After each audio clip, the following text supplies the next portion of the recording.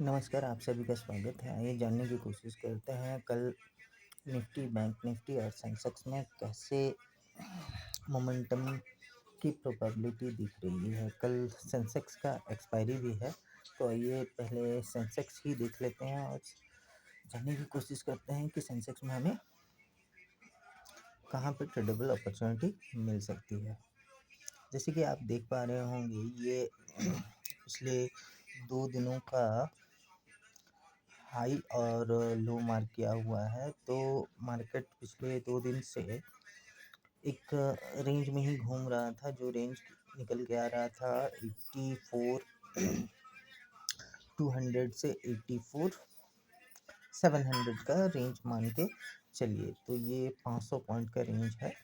तो अभी market continuously एक पॉजिटिव मोमेंटम में चल रहा है, इसलिए हमें पॉजिटिव मोमेंटम की तरफ ही ज़्यादा ध्यान देना है।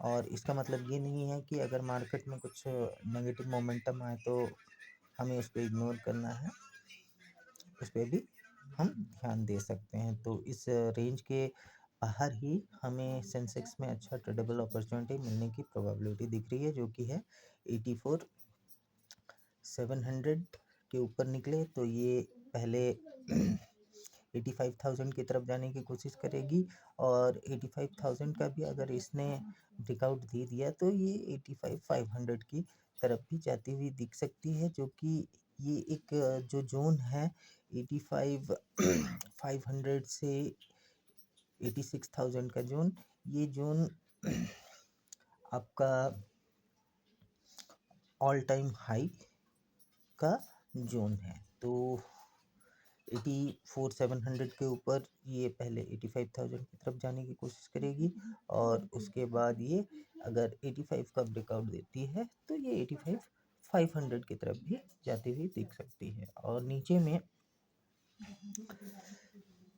प्रीवियस 2 दिनों का जो लो है वो 84,200 का जो लेवल है उसको अगर ये तोड़ती है तो इसने एक गैप छोड़ा हुआ है जो कि 84,000 तक का है, तो यहाँ तक आ सकती है। और अगर इसने 84 के नीचे भी अगर जाने की कोशिश की तो ये 83,750 700 तक जा सकती है।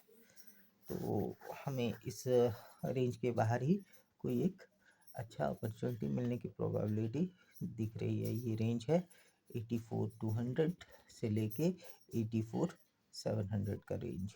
500 के पॉइंट को 500 पॉइंट्स के रेंज को हमें अवॉइड करना है। इस रेंज के बाहर ही हमें ट्रेडेबल अपॉर्चुनिटी मिल सकती है। तो आइए देखते हैं निफ्टी में हमें क्या देखने को मिल सकता है, किस तरह का मोमेंटम हो सकता है। जैसे सेंसेक्स में पिछले 2 दिनों से साइडवेज मोमेंटम था, निफ्टी में भी उसी तरीके का मोमेंटम देखने को मिला है। तो निफ्टी का जो ये रेंज निकल के आ रहा है 25,800 से 25,930 का लेवल, तो 930 के ऊपर ये पहले 26,000 की तरफ जाने की कोशिश करेगी, और अगर 26,000 का भी इसे ब्रेकआउट मिलता है तो ये अपने ऑल टाइम हाई की तरफ भी बढ़ती हुई दिख सकती है। और नीचे में ये 26,800 का लेवल अगर ब्रेक करती है तो ये 25,800 का लेवल अगर ये ब्रेक करती है तो 25,700 की तरफ जाती हुई दिख सकती है, और ये गैप भी फिल कर सकती है।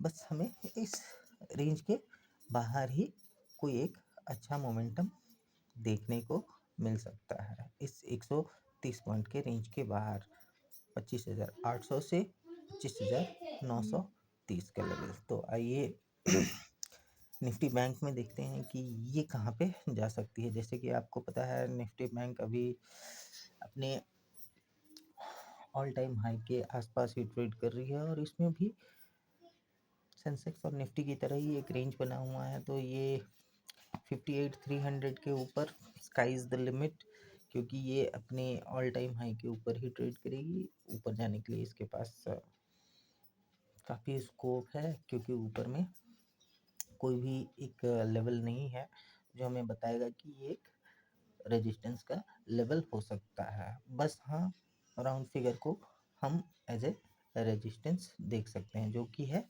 58,500 का। तो 58,300 निकलता है, तो पहले ये 58,500 फिर फर्दर ऊपर की तरफ जा सकती है। और नीचे भी सेम है इसका, इस रेंज का ब्रेकडाउन मिलने से ये वापस गैप फिल कर सकती है, जो कि